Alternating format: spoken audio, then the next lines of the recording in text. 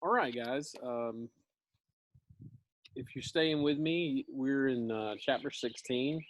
Chapter 16 is kind of lengthy.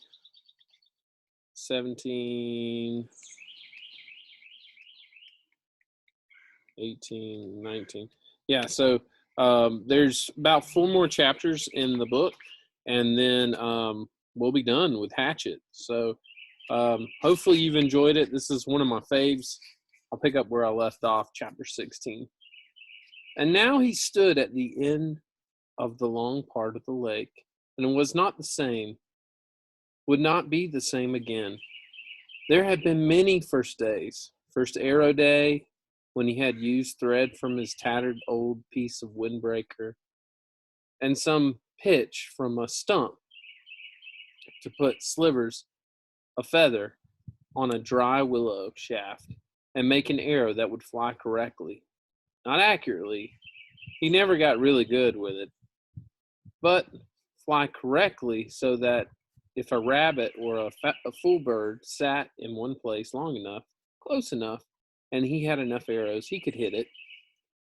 That brought first rabbit day, when he killed one of the large rabbits with an arrow and skinned it as he had the first bird. He cooked it the same to find the meat as good, as rich as the bird, but still good, and there were strips of fat on the back of the rabbit that cooked into the meat and made it richer.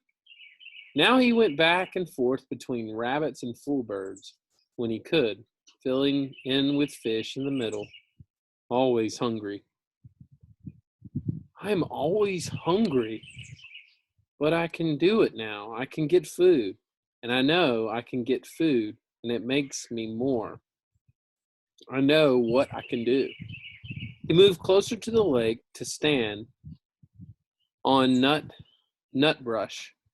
These were thick bushes with little sticker pods that held green nuts, nuts that he thought he might be able to eat, but they weren't ripe yet.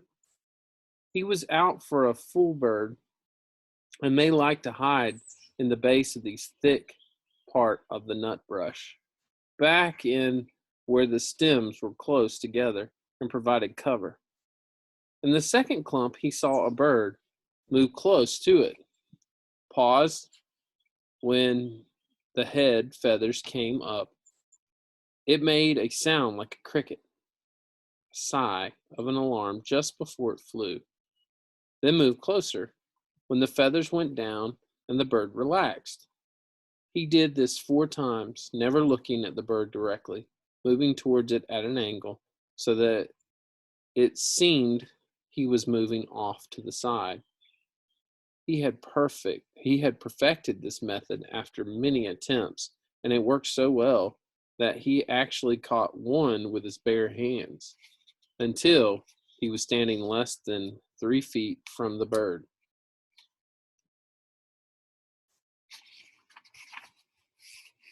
which was frozen in a hiding attitude in the brush. The bird held for time, and he put an arrow to the bow, and one of the feather arrows, not a fish arrow, and drew and released. It was a clean miss, and it took another arrow out of the cloth pouch as his belt at his belt, which he made from a piece of the windbreaker sleeve, tied at one end to make a bottom. The fool bird sat still for him and did not look directly at it until he drew the second arrow and aimed and released and missed again. This time the bird jerked a bit, and the arrow stuck next to it. It was so close it almost brushed its chest. Brian only had 2 more arrows, and he debated moving slowly to change the spear over to his right hand and use that to kill the bird. One more shot, he decided. He would try it again. He slowly brought another arrow out, put it on the string, and aimed and released, and this time saw the flurry of feathers that meant he had made a hit. The bird had been stuck off center and was flopping around wildly. Brian jumped on it and grabbed it and slammed it against the ground once, sharply, to kill it. Then he stood and retrieved his arrows and made sure they were all right and went down to the lake to wash the blood off his hands. He kneeled at the water's edge and put the dead bird and the weapon down and dipped his hands into the water. It was very nearly the last act of his life. Later, he would not know why he started to turn. Some smell or sound. Tiny brushing sound. But something caught his ear or nose, and he began to turn. And he had his head halfway round when he saw a brown wall of fur detach itself from the forest to his rear and come down on him like a runaway truck. He just had time to see that it was a moose. He knew them from the pictures, but he did not know, could not guess how large they were. When it hit him, it was a cow, and she had horns. But she took him in the left side of the back with her forehead, took him and threw him out into the water, and then came after him to finish the job. So if you don't know what a moose is, it's a deer, basically. Let me see if I can Google a picture of one real quick. A moose, but unlike a deer, it's huge. They have horns. They're really large. So let me share my screen with you. All right. Okay, so here are some pictures of some moose. So I'm guessing this is a male moose. You can see their horns. They are still sharp, but he said when he gets hit, it's like a cow. He's lucky he wasn't attacked by a bear or something, but they are very territorial, aggressive. They can be real mean. They look real cute, but they can be a beast. And this is a female moose, and the female pushes him into the water, and then she comes after him. So when they don't have the fuzz on, this is when they have fuzz on their antlers, like when they're starting to get hard. But then this is without the fuzz. They scrape that off. So we don't have them in Georgia, but they are pretty common in Canada. A Canadian moose, eh, you hoser? All right, I'm gonna pick up where I left off. He had another half second to fill his lungs with air, and she was on him again, using her head to drive him down into the mud of the bottom. Insane, he thought. Just that. The word insane. Mud filled his eyes, his ears, the horns, boss on the moons, drove him deeper and deeper into the bottom of the muck, and suddenly it was all over, and he felt alone. He sputtered to the surface, sucking air in fighting panic, and when he wiped the mud and water out of his eyes and cleared them, when he saw the cow standing sideways to him, not 10 feet away, calmly chewing on a lily pad root. She didn't appear to even see him, or didn't seem to care about him. And Brian turned carefully and began swimming, crawling out of the water. As soon as he moved, the hair on her back went up, and she charged him again, using her head and front hooves this time, slamming him back down into the water on his back this time, and he screamed the air out of his lungs and hammered on her head with his fist and filled his throat with water, and she left again. Once more he came to the surface, but he was hurt now, hurt inside, hurt in his ribs, and he stayed hunched over, pretended to be dead. She was standing again, eating. Brian studied her out of one eye, looking to the bank with the other, wondering how seriously he was injured, wondering if she would let him go home this time. Insane. He started to move even so slowly. Her head turned and her back hair went up like the hair on the angry dog. And he stopped, took a slow breath. The hair went down. She ate. Move, hair up. Stop, hair down. Move, hair up. Half a foot at a time until he was at the edge of the water. He stayed on his hands and knees, indeed, was hurt, so he wasn't sure he could walk anyway. And she seemed to accept that and let him crawl slowly out of the water and up into the trees and the brush. When he was behind the tree, he stood carefully and took stock. Legs seemed all right, but his ribs were hurt bad.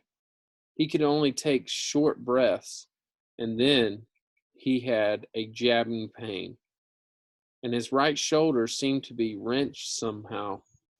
Also, his bow and spear and full bird were in the water.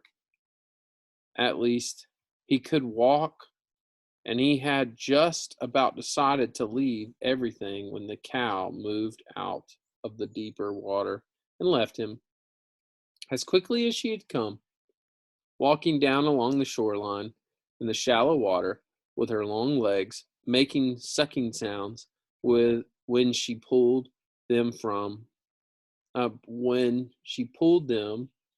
from the mud. Hanging on the pine limb, he watched her go, half expecting her to turn and come back and run him over again.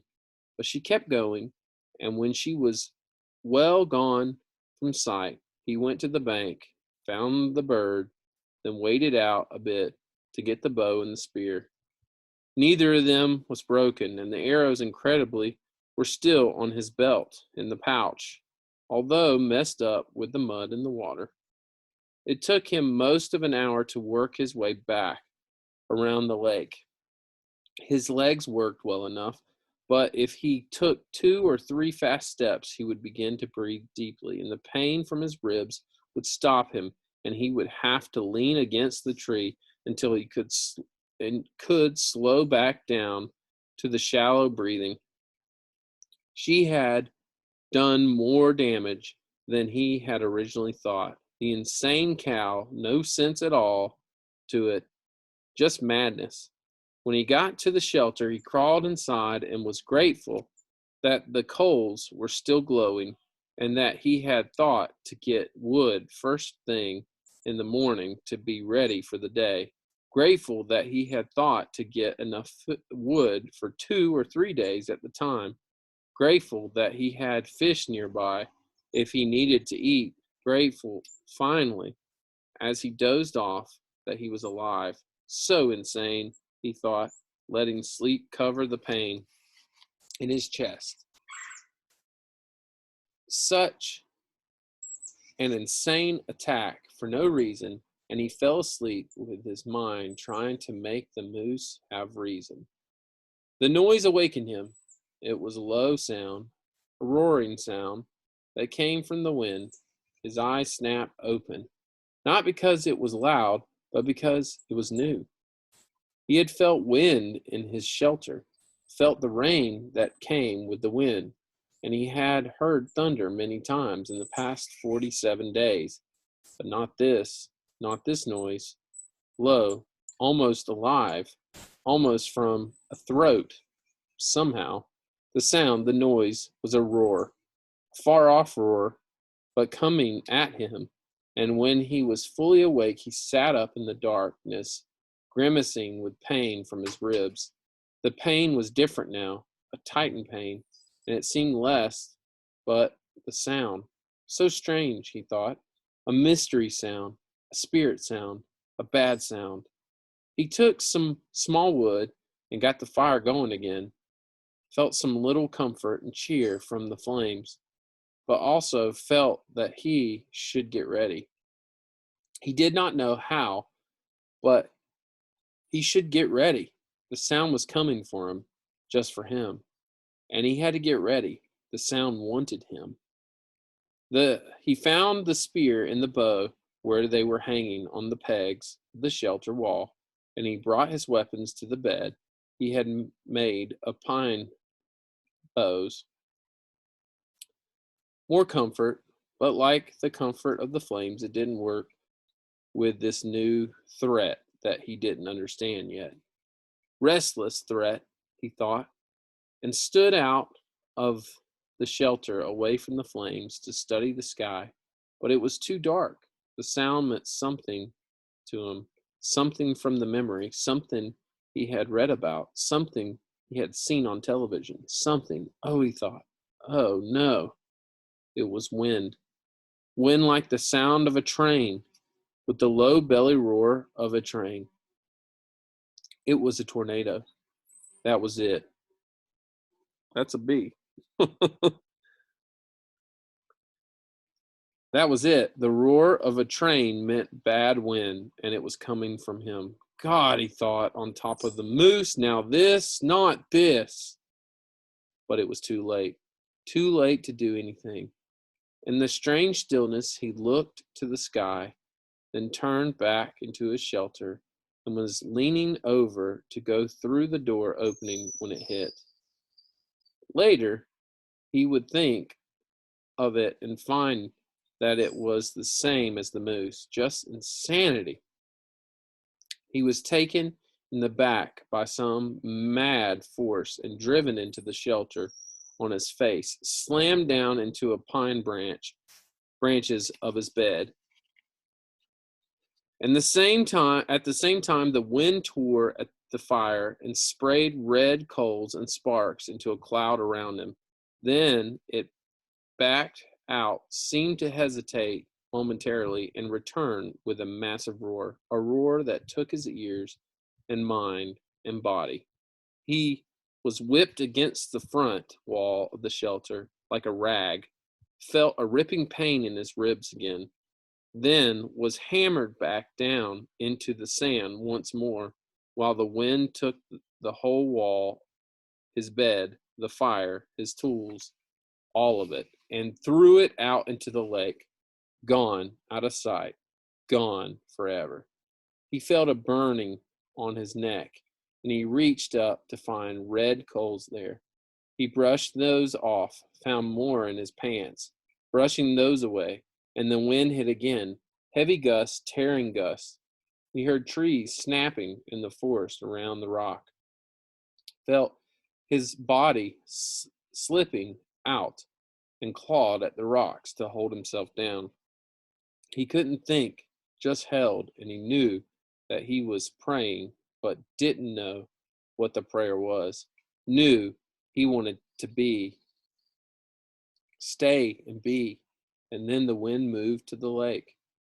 Brian heard the great roaring, sucking sounds of the water and opened his eyes to see the lake torn by the wind, the water slamming in great waves that went in all ways, fought each other, and then rose in a spout of water going up into the night sky like a wet column of light. It was beautiful and terrible at the same time. The tornado tore one more time at the shore of the opposite side of the lake. Brian could hear trees being ripped down, and then it was gone, gone as rapidly as it had come.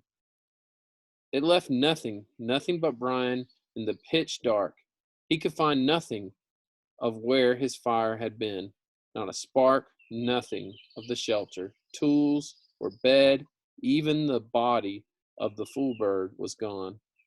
I was back to nothing, he thought, trying to find things in the dark, back to where I was when I crashed, hurt in the dark, just the same.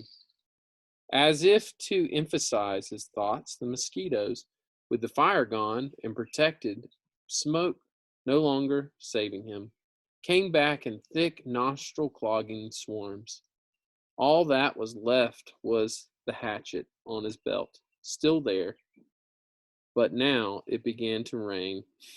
Could you imagine? Just like he's hurt from the moose, and now his shelter, everything he owns except for the hatchet, hence the name of the book, is the only thing he has left. Everything's been blown out into the lake, and now he's covered in mosquitoes. I mean, this has got to be tough. All that was left was a hatchet on his belt, still there, but now it began to rain, and in the downpour he would never find anything dry enough to get a fire going. And at last he pulled his battered body back in under the overhang where his bed had been and wrapped his arms around his ribs. Sleep couldn't come with the insects ripping at him, so he lay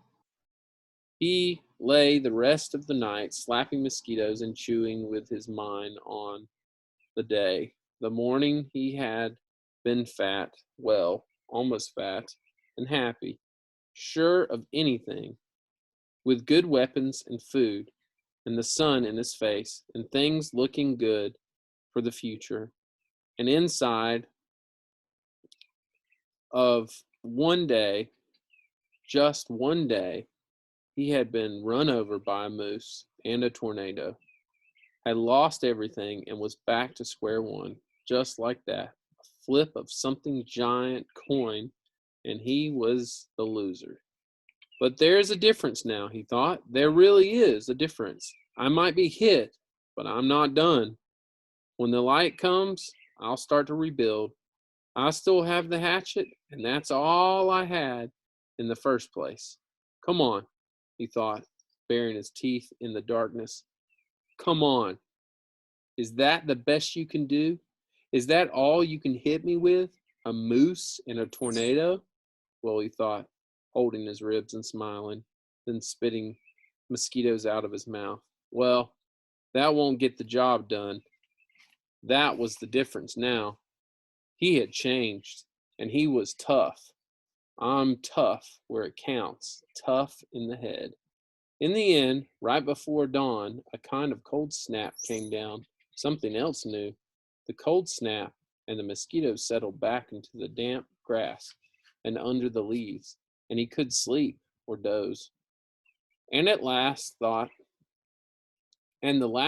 he had that morning as he closed his eyes was, I hope the tornado hit the moose.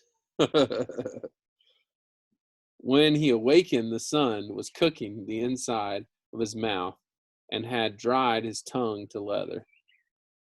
He had fallen into a deeper sleep with his mouth open just at dawn, and it tasted as if he had been sucking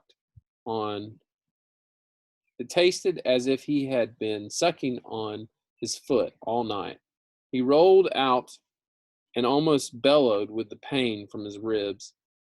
They had tightened in the night and seemed to pull at his chest when he moved.